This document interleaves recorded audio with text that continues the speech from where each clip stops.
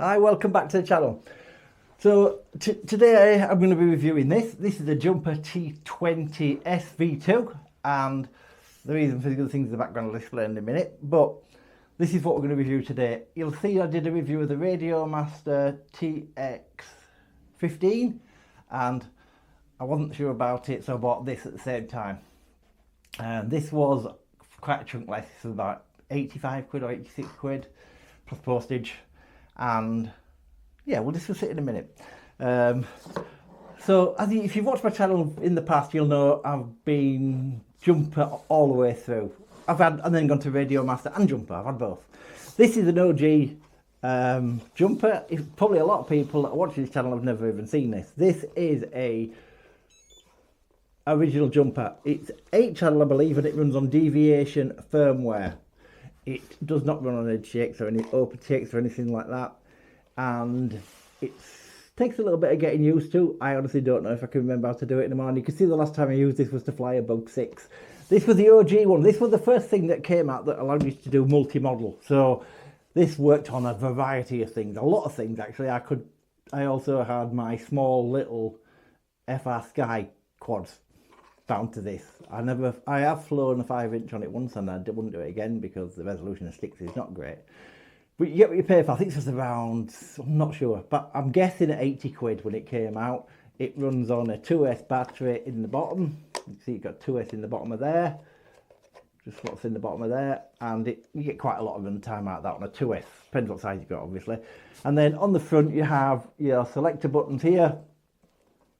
It's all pretty cheap. It's all pretty cheaply done, but it was the first. A lot of people probably think Radiomaster were the first that brought out these. It wasn't. It was Jumper. Jumper was out a little bit before Radiomaster, and Radiomaster copied Jumper, not the other way around. Radiomaster's radios just copied the Jumper radios that came out. So that was this, and then also I fly with this. This is what I was flying with when I first came back. This is a T20. No, it isn't. Sorry, this is T18. And this is a multi-protocol transmitter, and it has a Emax 1 watt ELRS module in the back, which is very, very nice, to be fair. So I get the best of both worlds out of this, and I have been flying with this. So because of flying and different things, and because I've not been flying, I got very much into controller use. So I was used to flying the small controllers, and also I bought the Avata first, and I've been used to flying that around with a little controller, which is more like a PlayStation controller, if you know, than anything else. So I wanted something a bit smaller. I bought the Radiomaster, and not really as small as I'd like. And then I was looking at the Jumper and the Radiomaster Zorro. I didn't like the form factor, the look at the Zorro and the form factor of it, and I'd seen a couple of reviews I didn't like. And also the Jumper T Pro 2, was it? Again, reviews weren't that great. I then saw reviews on this thing. I bought this last week. Well, I bought this roughly the same time as the other one, and I've run a few packs through it. This runs on EdgeTX. It has a very, very small screen, but a very, very clear screen. So the screen is small, but as you'll probably be aware, so if you fly multicopters, what do you need that screen for after you've set it up? It's a one setup, isn't it? It's only one time setup.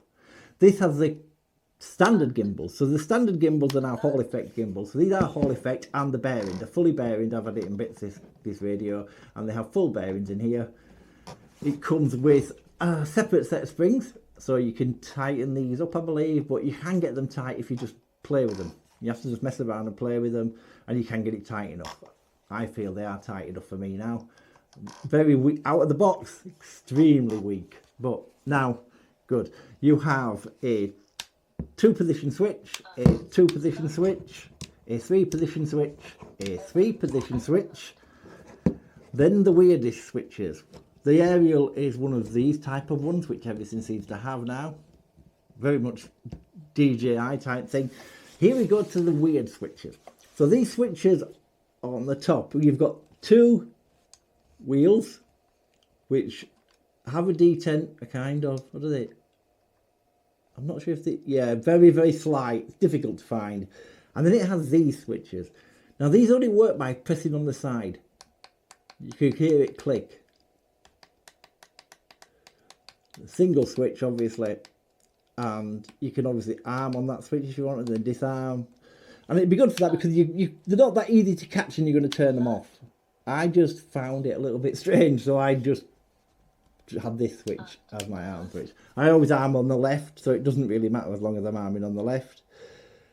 But it is fully functioned. It has full size gimbals, which is another thing I like about this radio. They're completely full size.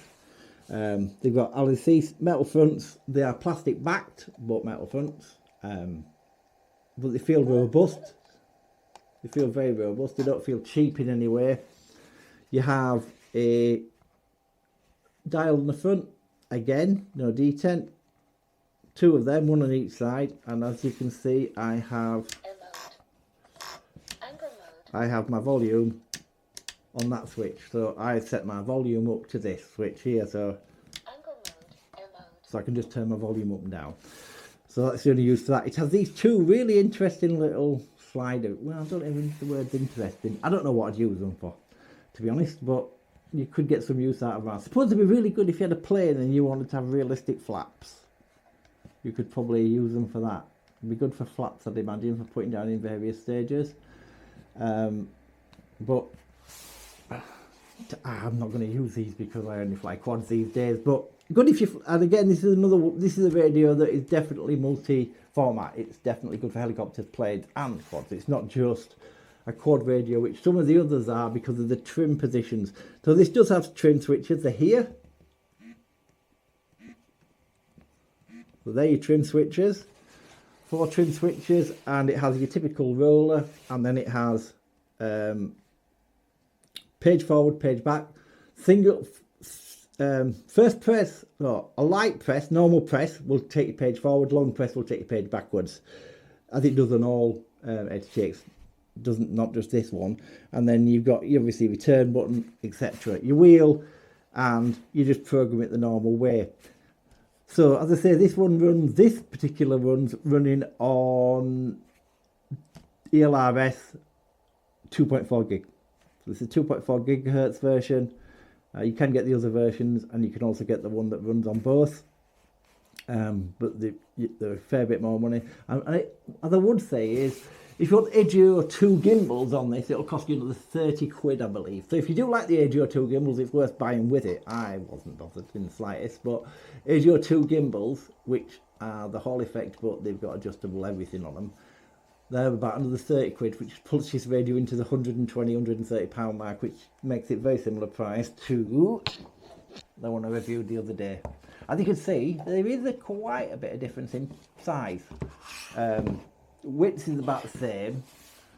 It's just the height that's different, and there is quite a bit of height difference, which makes it easy for me. Because I pinch, this radio is actually nicer for me to hold because I just hold it like this and then I'm away. This is really comfortable for me to fly with. It feels really nice. Resolution of the sticks feels good, and it felt like I'd never been away from flying when I used it, to be honest. Where the Radio Master, I was still not getting to grips with. The Radio Master, I was still feeling a little bit, I don't know what's the word I was using. I don't think the gimbals are as good on this. The Radio Master gimbals, I do not feel are as good as this. They don't feel anywhere near as nice as this one does. And these are fully adjusted. There's no more tension that I can put on these Radio Master ones. And for me, this is a better radio. I'll say that for now. Whether I keep both or just get rid of them, sell the Radio Master now, I don't know. But this is, for me, a better radio. Not everybody might agree. This has been in bits, and I would say inside's all right. It's not bad at all. It's what you'd expect. It's nothing spectacular, but it's better than some of the Jumper stuff, because at least now where the wires are soldered onto switches, they've also put glue all over the top of the joints, which tended to be a thing they didn't do. They just put a tiny blob of solder on and that was it. These have got glue on them. What I would say is, I've had the back off this obviously, and it's a pain in the arse. There's screws inside here, screws along the bottom, screws on the top here, 2 down here. When you take it in bits, these switches will fall out. The only thing, because of this little collar, is just, you have to make sure this collar's tight and holding it in place, but they will drop out if you take it in bits. Not a big thing, but they just do. The difference between the V1 and the V2 is I'm not sure, but I think I know the V1 definitely had a big aluminium heatsink at the back of here. And why this hadn't got one, I don't know. I don't know what's under here. Something is under there, but I haven't taken it in bits. It has USB on the top. Again, this is one that'll bring you can either go through the USB if you want to go to charge it instead of taking your batteries out. I wouldn't advise doing that. It'll take about 5 times the length. This is really slow at charging, even on a fast charger. And then you've got a port to plug in your, I think that's a trainer port at the top actually. And that's about it. The back has these nice grips, but everything has this now. And this doesn't run on 18650s. This runs on 21700s, which are beefy. These batteries only just fit in here and you can light it the cover on. You're not going to get any rattling around in this. Under here you have where your SD card would be. You can put an SD card in it, but these don't need SD card because they have inbuilt memory, as does the Radio Master I reviewed the other day, and I didn't say that on the video. They do have it built in, but it's just a simple fact of getting that on there. Let me just put shift back on, if I can get it back on without messing with it. We'll put the back on in a minute. It's very tight to get the back on with these batteries in. So yeah, these are 21700s, and I think these are 3,500 megahertz, megaamp an hour. I doubt it. They were like 20 quid from Amazon. I doubt whether they are. That's probably more like 3,500. But they seem decent. They do the job, and because I've not got a colour screen on this, staying on all the time or being on for a long time, it's not going to cause a major disaster.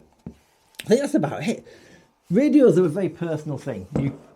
I could say, anybody can say, I don't know how anybody can say, buy this radio, it's perfect for you, because it might not be. It's very much a personal thing of radios. It's not just the features, it's not what they look like, it's how they feel in your hand, because the only thing stopping your quad piling into the ground is this thing and how good you are with these. The best pilots in the world can fly with anything, I'm well aware of that.